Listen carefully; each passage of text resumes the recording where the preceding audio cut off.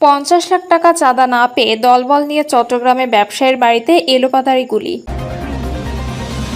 মির্জা ফখরুলের আসনসহ 300 আসনে জয়ী হবে জামায়াত, বলছেন মাওলানা হালিম। হাসিনা আওয়ামী লীগ ছাড়া বাংলাদেশকে বন্ধু মনে করে না ভারত, বলছেন দুদু।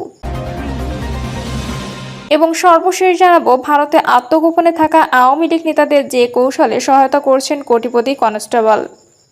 শুনছিলেন সংবাদ শিরোনাম, এবারে বিস্তারিত। 50 লাখ টাকা চাঁদা না পেয়ে দলবল নিয়ে চট্টগ্রামে ব্যবসায়ীর বাড়িতে এলোপাতাড়ি গুলি। চট্টগ্রামের হাটহাজারীতে এক ব্যবসায়ীর বাড়িতে ঢুকে এলোপাতাড়ি গুলি করে চলে গেছেন 4 যুবক। ঘটনার সময় বাড়িতে কেউ না থাকায় হতাহতের ঘটনা ঘটেনি। আজ সকালে মেখল ইউনিয়নের ইছাপুর এলাকায় মোহাম্মদ জাহাঙ্গীর আলমের বাসায় ঘটনা ঘটে। চট্টগ্রামের অতিরিক্ত পুলিশ সুপার কাজী মোহাম্মদ তারেক আজিজ আজকের পত্রিকাকে বলেন, ঘটনার পর ওই ব্যবসায়ী জানিয়েছেন 15 দিন আগে একটি বিদেশি নম্বর থেকে তার কাছে 50 লাখ টাকা চাঁদা দাবি করে ফোন এসেছিল।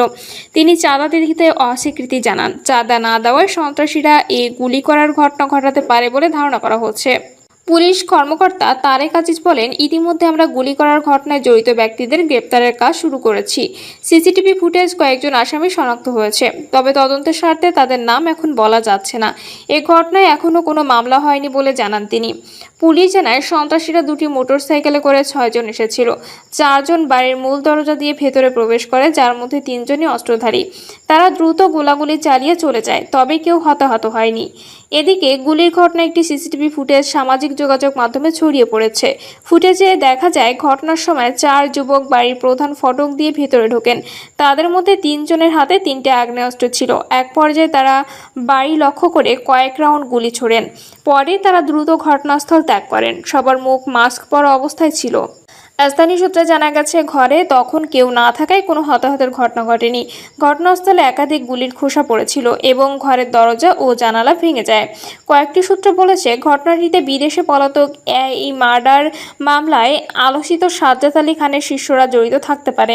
শীর্ষ এ সন্ত্রাসী বিভিন্ন সময় তার সহযোগিতার মাধ্যমে চাঁদা আদায়ের স্টাইল হাটহাজারীর ঘটনার সঙ্গে মিল রয়েছে। এ ব্যাপারে জানতে ভুক্তভোগী ব্যবসায়ী মোহাম্মদ জাহাঙ্গীর আলমের মোবাইল ফোনে কল দিলে তা কোনো সাড়া মেলেনি। মির্জা ফখরুলের আসনসহ 300 আসনেই জয়ী হবে জামায়াত, বলছেন মাওলানা হালিম। বাংলাদেশ জামায়াতে ইসলামী দেশে 300 আসনেই জয়ী হবে বলে আশা প্রকাশ করেছেন সংগঠনটির কেন্দ্রীয় কমিটির সহকারী সেক্রেটারি জেনারেল মাওলানা আব্দুল হালিম। আজ দুপুর 12টার দিকে ঠাকুরগাঁও শহরের মির্জা রুহুল আমিন মিলনায়তনে জেলা জামায়াত আয়োজিত ওয়ার্ড সভাপতি সেক্রেটারি সম্মেলন প্রধান অতিথির বক্তব্যে তিনি এ দাবি করেন। মাওলানা আব্দুল হালিম বলেন, মির্জা ফখরুলের আসন ঠাকুরগাঁও 1 সহ জেলার 3টি আসনে জামায়াত বিজয়ী হবে। সুষ্ঠু নিরপেক্ষ নির্বাচন অনুষ্ঠিত হলে দেশ জুড়ে 300 আসনে আমরা জয়ী হব।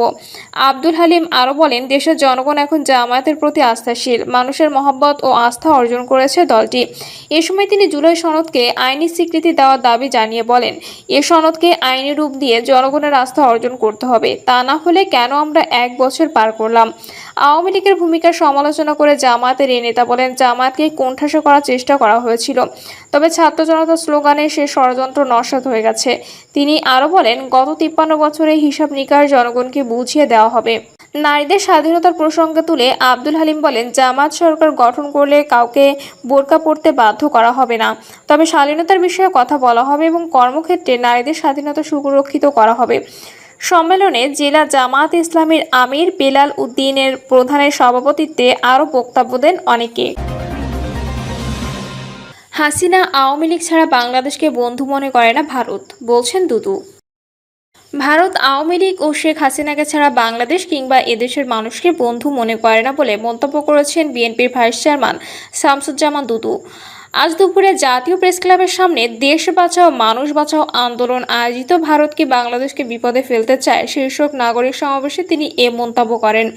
সমাবেশে বিএনপি নেতা দুদু বলেন, ভারতের বন্ধু হচ্ছে হাসিনা ও আওয়ামী লীগ। হাসিনাকে আশ্রয় দিয়েছে ভারত, অথচ হাসিনা একজন স্বৈরাচার গণহত্যাকারী। তার বিচার এদেশে চলছে, ভবিষ্যতেও চলবে। শামসুজ্জামান দুদু আরও বলেন, ভারত আমাদের পানিতে মারতে চায়, ভাতে মারতে চায়, তাই আমাদের ঐক্যবদ্ধ থাকতে হবে। বাংলাদেশের মানুষ ইতিহাসে কখনো কারো বশ্যতা স্বীকার করেনি। ব্রিটিশদের কাছে করেনি, পাকিস্তানিদের কাছে করেনি, স্বৈরশাসকের কাছে করেনি। এক সাগর রক্ত দিয়ে আমরা দেশ স্বাধীন করেছি। বিএনপির এই নেতা অভিযোগ করেন, ভারত প্রমাণ করতে চাইছে বাংলাদেশে হিন্দু সম্প্রদায় নিরাপদ নয়, অথচ হাজার বছর ধরে মুসলিম, হিন্দু, বৌদ্ধ ও খ্রিস্টান মিলেমিশে এখানে বসবাস করছে। দুদু আরও বলেন, আমাদের পার্শ্ববর্তী দেশ যখন পানি দরকার তখন দেয় না, আবার দরকার না হলে তিস্তা ব্যারাজ খুলে দেয়। সীমান্ত কার্যত বন্ধ করে রেখেছে যাতে আমরা ব্যবসা বাণিজ্য করতে না পারি। দেশ বাঁচাও মানুষ বাঁচাও আন্দোলনের সভাপতি KM রকিবুল ইসলাম রিপনের নাগরিক সমাবেশে আরও বক্তব্য দেন বিএনপি চেয়ারপারসনের উপদেষ্টা হাবিবুর রহমান হাবিব, বিএনপি নির্বাহী কমিটির সদস্য আবু নাসির মোহাম্মদ রহমতুল্লাহ, ন্যাশনাল লেবার পার্টির চেয়ারম্যান লায়ন ফারুক রহমান, ঢাকা মহানগর দক্ষিণ বিএনপির আহ্বায়ক কমিটির সদস্য অ্যাডভোকেট আরিফা সুলতানা রুমা প্রমুখ। ভারতে আত্মগোপনে থাকা আওয়ামী লীগ নেতাদের যে কৌশলে সহায়তা করছেন কোটিপতি কনস্টেবল। পুলিশের কনস্টেবল পদে চাকরি করে রাজধানী সহ নিজ এলাকায় রাজস্বিক বাড়ি, ঢাকায় বসুন্ধরা, মিরপুরে একাধিক ফ্ল্যাট এবং অর্ধশত বিঘা জমি কিনে সম্পদের পাহাড় গড়েছেন JM খালেক। অনুসন্ধানে জানা গেছে, মঠবাড়িয়ার শাখারিকাঠি গ্রামের এসকান্দার জমাদ্দারের ছেলে JM খালেক প্রান্তিক পর্যায়ের পরিবারে জন্ম নিয়ে স্কুল জীবনে এলাকার পুকুর, খাল ও বিলের শাপলা তুলে জীবন জীবিকা ও লেখাপড়ার খরচ মেটাতে হিমশিম খেতে হয়েছে। কোনোমতে SSC ও HSC পাশ করে ভাগ্য ফেরাতে 2005 সালে পুলিশ বাহিনীতে যোগ দেন। তিনি বরিশাল ঝালকাঠি কিছুদিন চাকরি করার পর DMPতে বদলি হলে রাজারবাগ কর্মস্থলে পুলিশের ঊর্ধ্বতন এক কর্মকর্তার এক আত্মীয়র সঙ্গে সখ্য তৈরি হয়। সে সুবাদে তার শুরু হয় পুলিশের নিয়োগ বাণিজ্য। বিভিন্ন মন্ত্রণালয়, বিশেষ করে স্বাস্থ্য, সহকারী পরিবার পরিকল্পনার মাঠকর্মীদের থেকে দেশের বিভিন্ন এলাকা থেকে মোটা অঙ্কের উৎকোচের বিনিময়ে দেদার নিয়োগ বাণিজ্য চালিয়ে গেছেন। এরপর তাকে আর পেছনে ফিরে তাকাতে হয়নি। মাত্র 15 থেকে 16 বছরের মধ্যেই তিনি যেন আলাদিনের চেরাগ পেয়ে যায়। চাকরির 8 থেকে 9 বছরের মধ্যে তিনি ঢাকা, বরিশাল সহ মঠবাড়িয়ে একাধিক রাজকীয় বাড়ির মালিক বনে যান। রাজারবাগ পুলিশ লাইনে চাকরিরত অবস্থায় মিরপুর নতুন বাজার বেকারি গলিতে দুটি অত্যাধুনিক ফ্ল্যাট রয়েছে, একটি 3য় তলায়, অপরটি 5ম তলায় এবং বসুন্ধরায় দুটি আলিশান ফ্ল্যাট রয়েছে। বর্তমানে তার স্ত্রী নিয়ে সেখানে তিনি বসবাস করছেন। এছাড়াও মঠবাড়িয়া পৌরসভায় 5 নম্বর ওয়ার্ডের মোমেনিয়া মাদ্রাসার খালের পূর্ব দিকে 2020 সালে 3 কাঠা জমিতে 4 কোটি টাকা ব্যয়ে চোখধাঁধানো 4তলা ভবন নির্মাণ করেছেন।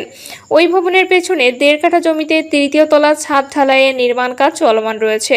বরিশালের গুরুত্বপূর্ণ স্থানে বাড়ি নির্মাণ করার জন্য প্লট কিনেছেন। JM খালেকের জন্মস্থান শাখারিকাঠি, শ্বশুরবাড়ি বেতমোড় নতুনহাট, বোনের বাড়ি নিজামিয়া এলাকায় অর্ধশতাধিক ধানি জমি স্বজনদের নামে ক্রয় করেন। বর্তমানেও স্বাস্থ্য মন্ত্রণালয় থেকে শুরু করে 20টি মন্ত্রণালয় তদবির বাণিজ্য চালিয়ে যাচ্ছেন। সুচতুর এ দুর্নীতিপরায়ণ JM খালেক অন্য ড্রাইভারের নামে কোটি টাকার গাড়ি কিনে ঢাকা শহর দাপিয়ে বেড়াচ্ছে। এর আগে প্রভাব খাটিয়ে তিনি ঢাকা সহ বিভিন্ন স্থানে চলাচলের জন্য যে গাড়িটি ব্যবহার করতেন তাতে সংসদ সদস্যের স্টিকার ব্যবহার করা হতো। প্রশাসন যাতে তার অবস্থান শনাক্ত করতে না পারে সেজন্য প্রতারক JM খালেক বিদেশি রাউটার ব্যবহার ও বিভিন্ন লোকের নামে প্রায় শতাধিক মোবাইল সিম ব্যবহার করছেন। তিনি মঠবাড়িয়া আওয়ামী লীগের একটি গ্রুপের বড় ডোনার ছিলেন। এর আগে গত 2024 জাতীয় সংসদ উপজেলা পরিষদের চেয়ারম্যান নির্বাচনে তার পছন্দের প্রার্থীকে বিজয়ী করতে কোটি কোটি টাকা খরচ করার জনশ্রুতি রয়েছে। তার বিরুদ্ধে রয়েছে বিদেশে অর্থ পাচারের অভিযোগ। 5 আগস্ট থেকে মঠবাড়িয়া উপজেলা আওয়ামী লীগের শীর্ষ পর্যায়ের নেতারা হামলার ভয়ে ভারতে আত্মগোপনে রয়েছেন। সেখানে খালেক ভারতে গিয়ে নেতাদের সঙ্গে দেখা ও রীতিমতো মোটা অঙ্কের আর্থিক সহায়তা করছেন বলে বিভিন্ন সূত্র থেকে জানা যায়। কিছুদিন পূর্বে খালেককে গ্রেপ্তারের জন্য যৌথ বাহিনী তার বাসায় অভিযান চালায়। অভিযানের আগাম খবর পেয়ে তিনি বাসা থেকে পালিয়ে যান। এলাকার জনৈক ব্যক্তি JM খালেকের বিরুদ্ধে তৎকালীন সাবেক পুলিশের মহাপরিদর্শক বেনজির আহমেদের বরাবরে তার দুর্নীতির অভিযোগ দায়ের করলে সুচতুর খালেক মোটা অঙ্কের উৎকোচ দিয়ে বিষয়টি ধামাচাপা দেন। একই অভিযোগে দুদকে দেওয়া হলে দুদক বিষয়টি তদন্ত না করে রহস্যজনকভাবে এড়িয়ে যান। পরে দুর্নীতির অভিযোগ ও মামলা হতে রেহাই পেতে করোনার সময় চাকরি ছেড়ে দেন। উপজেলা মুক্তিযুদ্ধ কমান্ডের সাবেক কমান্ডার বাচ্চু মিয়া আকন জানান, কনস্টেবল পদে JM খালেকের সীমাহীন দুর্নীতির বিষয়টি দুদকের অনুসন্ধান করা উচিত। উপজেলা ছাত্রদলের সাবেক সভাপতি মাহবুবুল ইসলাম আওয়ামী লীগের অর্থদাতা খালেককে অতি দ্রুত গ্রেপ্তারের দাবি জানান। উপজেলা জামায়াতের যুব ও ক্রীড়া সভাপতি তারেক মনোয়ার বলেন, যে যত বড় ধূর্তবাজ হোক না কেন তাকে অবশ্যই আইনের আওতায় আসতে হবে। অবৈধ সম্পদ রক্ষায় কিছু অসাধু রাজনৈতিক নেতাদের ছত্রছায়ায় নিজেকে বাঁচানোর চেষ্টা করছেন। প্রিয় দর্শক, এই ছিল এখনকার সর্বশেষ সংবাদ। আপডেট সব সংবাদ পেতে চ্যানেলটি সাবস্ক্রাইব করে বেল আইকনটি ক্লিক করে রাখুন।